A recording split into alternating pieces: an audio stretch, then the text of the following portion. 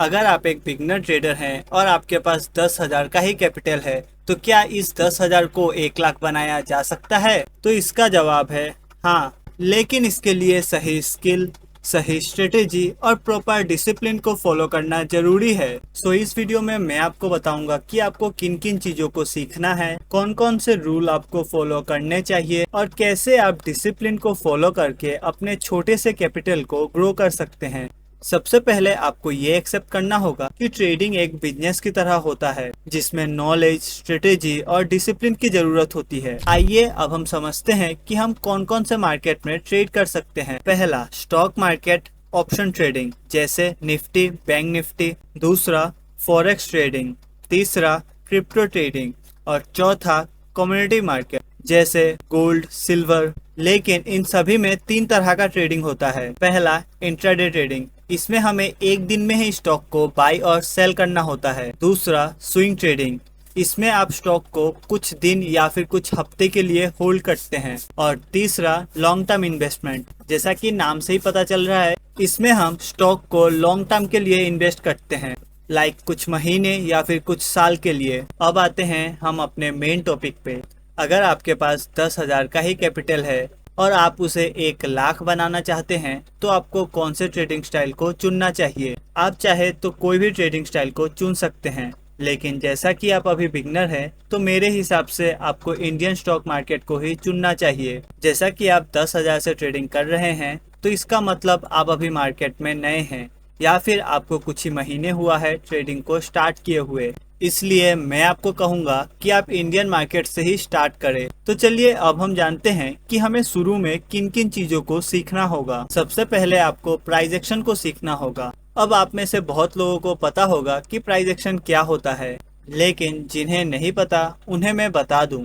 Price action की मदद से हमें ये पता चलता है कि आगे प्राइस ऊपर जाएगा या फिर नीचे। चलिए इसके हम एक एग्जांपल को समझते हैं। लेट्स सपोज बैंक निफ्टी अभी 51,500 पे ट्रेड कर रहा है।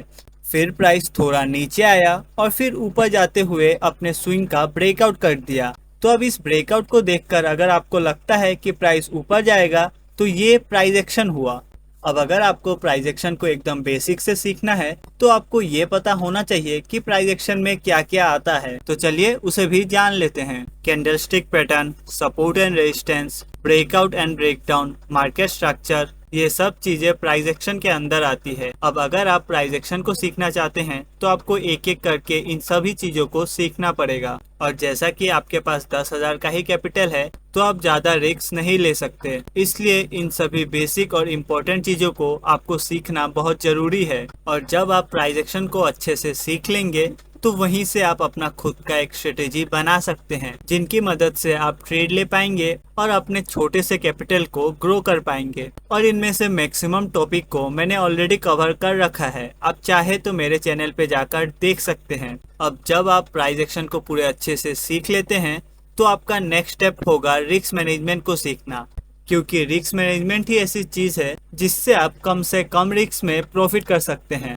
और मैंने इस वीडियो में रिस्क मैनेजमेंट को बहुत अच्छे से एक्सप्लेन किया है, आप इसे जरूर से देख लेना। अब जैसा कि आपने प्राइस एक्शन और रिस्क मैनेजमेंट को सीख लिया है, तो अब सबसे इम्पोर्टेंट टॉपिक आता है ट्रेडिंग साइकोलॉजी, क्योंकि सिर्फ स्ट्रेटेजी से अपना कैपिटल ग्रो नहीं किया जाता। अपने कैपिटल को ग्रो करने के लिए साइकोलॉजी का स्ट्रॉन्ग होना बहुत इम्पोर्टेंट होता है।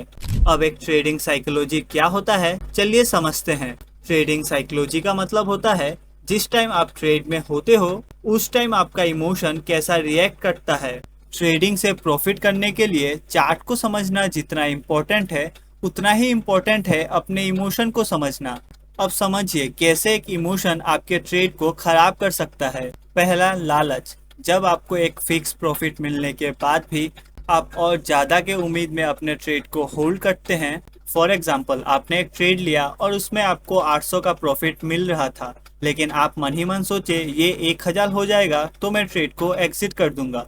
लेकिन मार्केट वहीं से रिवर्स होकर आपका स्टॉप लॉस हिट कर दिया। तो वही लालच आपको प्रॉफिट से लॉस में ला सकता है।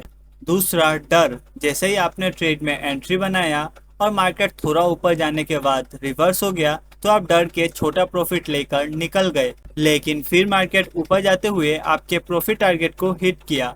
तो बस डर के कारण आपने छोटे प्रॉफिट को लिया और बड़े प्रॉफिट को मिस कर दिया। तीसरा और सबसे खतरनाक, होप। जब आपके ट्रेड में लॉस चलता है तो आपको लगता है मार्केट यहाँ से रिवर्स होगा, थोड़ा होल्ड कर लेता हूँ, और इसी चक्कर में लॉस आपका बड़ा होते होते बहुत बड़ा हो जाता है और फिर दिन के अंत में आपका लॉस बहुत बड़ा हो जाता है। चौथा, ओवर कॉन्फिडेंट। लगातार 2 या 3 प्रॉफिट होता है तो हमें लगता है हमें सब आ गया है, फिर आप ज्यादा रिस्क लेने लगते हैं बिना कोई कैलकुलेशन के, और बस एक गलत ट्रेड आपका पूरा कैपिटल खत्म कर देता है। पांचवी, रिवेंज ट्रेड। जब एक ट्रेड में आपका स्टॉप लॉस हिट हो जाता है तो आप बिना किसी रीजन के फिर से ट्रेड बना लेते हैं कि आपको लगता है अब मार्केट पक्का आपके डायरेक्शन में जाएगा, और कैसे भी करके आपको अपने लॉस को छोटा करना होता है। तो ये रिवेंज ट्रेडिंग कहलाता है, और रिवेंज ट्रेडिंग सबसे खतरनाक होता है क्योंकि ये लॉस को बहुत बड़ा कर देता है। तो देखो, अगर आप इन 5 इमोशन को कंट्रोल नहीं कर पाते तो भले आपका स्ट्रेटेजी कितना ही अच्छा क्यों ना हो, आप अपने कैपिटल को ग्रो नहीं कर पाएंगे। इसलिए मैंने ट्रेडिंग साइकोलॉजी के ऊपर ऑलरेडी एक वीडियो बना के रखा है। इस वीडियो में आपको प्रैक्टिकल हर चीजों के बारे में बताया गया है। वीडियो का लिंक डिस्क्रिप्शन में मिल जाएगा, आप जाकर जरूर से देख लेना। और अगर आपने अभी तक इस वीडियो को लाइक नहीं किया है तो कर दीजिए।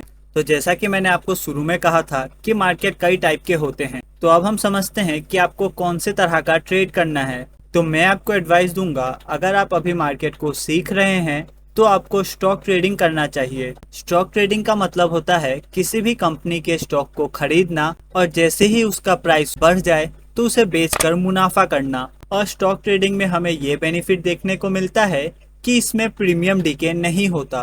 प्रीमियम डीके हमें बस ऑप्शन ट्रेडिंग में देखने को मिलता है।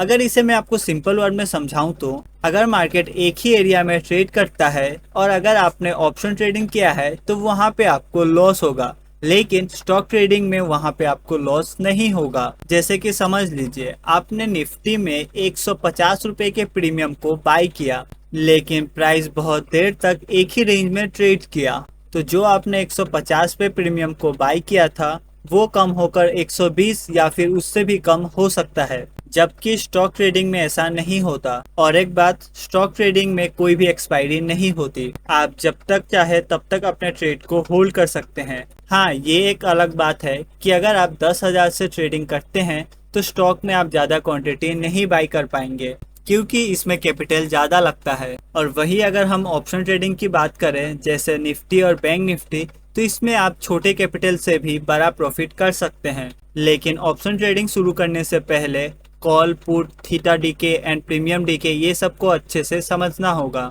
इसलिए मैं आपको एडवाइस दूंगा कि अगर आप अभी मार्केट में नए हैं तो शुरू के कुछ महीने स्टॉक ट्रेडिंग में ही लगाएं, और जब आपको थोड़ी बहुत ऑप्शन ट्रेडिंग के बारे में नॉलेज हो जाए तब आप ऑप्शन ट्रेडिंग को स्टार्ट कर सकते हैं और आप अपने 10,000 के कैपिटल को धीरे धीरे बढ़ा सकते हैं। अब बात करते हैं एक स्ट्रेटेजी की जो आपको कम समय में एक प्रॉफिटेबल ट्रेडर बना सकता है। सबसे पहले आपको अपने 10,000 के कैपिटल से एक लॉट से ट्रेडिंग शुरू करना है। हर ट्रेड में आपको 1:2 रिस्क टू रिवॉर्ड को रखना है, यानी कि 1 रुपए का लॉस है तो वहाँ पे 2 रुपए का प्रॉफिट होना चाहिए। फॉर एग्जाम्पल, अगर आपने 500 का स्टॉप लॉस रखा है तो आपका टारगेट होना चाहिए 1000, और दिन में आपको एक ही ट्रेड करना है, चाहे उसमें प्रॉफिट हो या फिर लॉस। अब एक महीने में 22 ट्रेडिंग सेशन होता है, और अगर आप 40% एक्यूरेसी को भी अचीव कर पाते हैं तो आप मंथ के एंड में एक अच्छे अमाउंट में प्रॉफिट करेंगे। और जैसे जैसे आपका प्रॉफिट होगा वैसे वैसे आप अपने लॉट साइज को बढ़ा सकते हैं। इसका मतलब आपका प्रॉफिट और लॉस दोनों ही बढ़ेंगे। फॉर एग्जाम्पल, जब आपके पास उतना कैपिटल हो जाए कि आप 2 लॉट से ट्रेडिंग कर पाए तो फिर आपका लॉस होगा 1000 का और प्रॉफिट होगा 2000 का। और मैं आपको एक बात बताना चाहूँगा, ये सब करना उतना मुश्किल नहीं है लेकिन इतना आसान भी नहीं है। अगर आप शुरू में ही अपने डिसिप्लिन को ब्रेक कर देते हैं तो आपका कैपिटल शुरू में ही छोटा हो जाएगा और फिर आप उसे रिकवर नहीं कर पाएंगे। लेकिन अगर आप सही नॉलेज के साथ अपने डिसिप्लिन को फॉलो करते हैं तो मैं गारंटी के साथ कह सकता हूं कि आप अपने कैपिटल को ग्रो कर पाएंगे। अब अगर आपको ये वीडियो पसंद आया हो तो प्लीज इस चैनल को सब्सक्राइब कर देना और एक प्यारा सा लाइक छोड़ के जाना।